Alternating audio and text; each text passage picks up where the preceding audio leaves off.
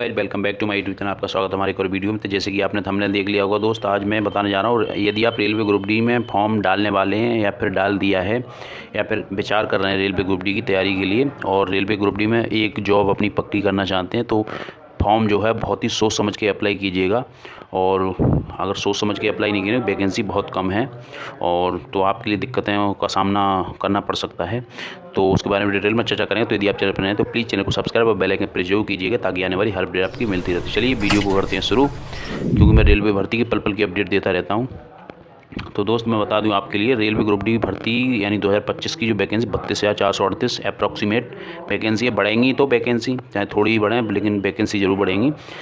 तो अभी तक आपने फॉर्म नहीं भरा है और फॉर्म भरने के बारे में सोच रहे हैं तो प्लीज़ आप लोग ध्यान देने की कोशिश करें कि सबसे पहले हमें कुछ पॉइंटों पर बात करनी होगी कि हम सबसे सेफ़ जोन जो है वो कौन सा रहेगा हमारे लिए, और किस जोन की कट ऑफ यानी जो प्रीवियस ईयर कट ऑफ है उसको भी ध्यान में रखना होगा और प्रीवियस ईयर की वैकेंसी को भी ध्यान में रख करके हमें फॉर्म जो है अप्लाई करना होगा।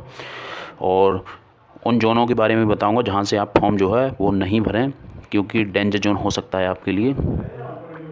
तो आप अपनी स्क्रीन पर देख सकते हैं कि जो वैकेंसियों का डेटा है 2019 का, तो उसके बारे में बता दूं आपके लिए कि सबसे कम जो वैकेंसी हैं वो हैं हुबली जोन में। वो हैं आपकी 503 वैकेंसी, जिसमें जो है 101 वैकेंसी एक्स सर्विसमैन के लिए और 101 वैकेंसी सीसीए के लिए है। उसके बाद फिर आती है आपकी भुवनेश्वर जोन में 964। तो उसमें भी आप देखिएगा कि ये टोटल मिला करके यानी न्यू दिल्ली में सबसे ज़्यादा वैकेंसी हैं। उससे कम जो है WR मुंबई में, CR मुंबई में है। तो CR मुंबई यानी दोनों जोनों को मिला करके लगभग 7,000 वैकेंसी है, लेकिन उसमें से जो है लगभग 45% यानी 44-45% कोटा जो है वो CC और एक्स सर्विस मैन वालों के लिए हटा दीजिएगा। तो आप देख सकते हैं, अंदाज़ा लगा सकते हैं कि कितनी वैकेंसी हमारे लिए बची हुई है। अब हम पिछली जो कट ऑफ गई थी उस पर जो है डिटेल में बात करेंगे। आप अपनी स्क्रीन पर देख सकते हैं, हुबली जोन में 7,167 वैकेंसी थी पहले, लेकिन अब 2025 में केवल 503 वैकेंसी हैं, जिसकी मेरिट जो है वो UR की 66.3 गई थी और OBC की 66.26, 60.26। तो उस समय वैकेंसी भी ज़्यादा थी, इसलिए जो मेरिट कम गई थी। उसके बाद भुवनेश्वर में 964 वैकेंसी हैं इस बार, लेकिन पिछली बार 2,555 वैकेंसी थी, तो इसकी मेरिट जो है वो 66 पॉइंट UR की गई थी और उसके बाद OBC की 58.36 गई थी। उसके बाद कोलकाता तो वैसे भी डेंजर जोन में आता है दोस्त। कोलकाता में 10,000 की अप्रोक्सीमेट वैकेंसी थी, लेकिन इस बार केवल 1,000 वैकेंसी अप्रोक्सीमेट हैं, तो उसकी मेरिट जो है वो डेंजर जोन में ही आता है कोलकाता। तो पटना भी डेंजर जोन में आता है, बिलासपुर भी डेंजर जोन में आता है, उसके बाद गोरखपुर भी डेंजर जोन में आता है, अजमेर भी डेंजर जोन में आता है।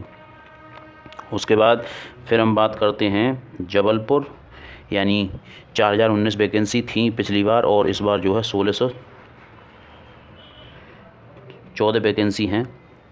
फिर आता है हमारा न्यू दिल्ली में सबसे ज़्यादा, पहले भी थी न्यू दिल्ली में सबसे ज़्यादा, इस बार भी न्यू दिल्ली में सबसे ज़्यादा 13,153 वैकेंसी थी न्यू दिल्ली में और इस बार जो है 4,785 वैकेंसी हैं। तो उसकी मेरिट भी 70.98 यानी 71 पर मेरिट गई थी। उसके बाद जो OBC की गई थी वो 64.77 पर। लेकिन हम देख सकते हैं कि जो गुवाहाटी जोन है, पहले भी जो है 2,894 वैकेंसी थी, लगभग 2,900 वैकेंसी, लेकिन इस बार केवल 2,000 वैकेंसी हैं, तो इसकी मेरिट जो है 60.31 पर गई थी और इस बार जो है, और OBC की जो गई थी वो 50.33 पर गई थी। लेकिन उसके बाद फिर आता है आपका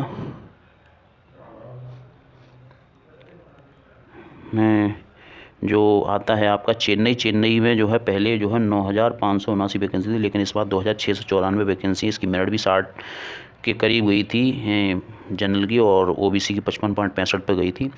तो दोस्त आप जो है इन डेटा का जो है अध्ययन करने के पश्चात हमें ये परिणाम प्राप्त हुआ है कि जो है हम जो है सेफ जोन को देख करके अपना जो है वो फॉर्म जो है अप्लाई करें। और हमें एक चीज़ और भी चीज़ देखनी होगी कि यदि हम उधर की तरफ बढ़ जाते हैं साउथ में, तो नौकरी तो साउथ में मिलेगी, लेकिन बड़े बड़े शहरों में यदि नौकरी मिलती है तो हमारा ख़र्चा भी जो है उतना ही ज़्यादा होता है और हमें जो है सेविंग करने में बहुत ज़्यादा दिक्कतों का सामना करना पड़ सकता है। तो आपके लिए सोचना होगा आपके अंदर कितनी दम है और कहाँ से आप जॉब ले सकते हैं, क्योंकि जब तक जॉब नहीं मिलती तब तक हम सोचते हैं भारत के अंदर कहीं भी जॉब मिल जाए, लेकिन जब जॉब मिल जाती तो हम सोचते हैं घर के पास में यानी घर के पड़ोस में जो है वो हम आ जाएं। तो ये सारी चीज़ों को ध्यान में रख करके आपको फॉर्म जो है वो फिलअप करना पड़ेगा, क्योंकि पहले जो होता था आपका पहले तो जो है अगर मान लो दक्षिण में यदि जॉब ले ली तो हमारा ट्रांसफ़र जो है वो हो जाता था 5 साल के बाद, लेकिन अब ऐसा नहीं है। अब म्यूचुअल प्रक्रिया होती है, उसके द्वारा जो है वो ट्रांसफ़र होता है। जैसे आप दक्षिण में यदि आप साउथ के रहने वाले हैं, नॉर्थ के रहने वाले हैं, तो साउथ में यदि आप जॉब कर रहे हैं तो अब जो है साउथ के लड़के को, किसी को अगर साउथ का लड़का इधर है आपके नॉर्थ में, तो साउथ के लड़के को वहाँ देनी होगी और आपको जो है नॉर्थ में मिल जाएगी। तो ये सारी प्रक्रिया हैं और इसको ध्यान में रख करके जो है आप लोग अपना फॉर्म फिलअप कीजिएगा। इस डेटा को गहन तरीके से अध्ययन करने और अध्ययन करने के पश्चात तब आपको पता चलेगा और तभी आप जो अपना फॉर्म फिलअप कीजिएगा।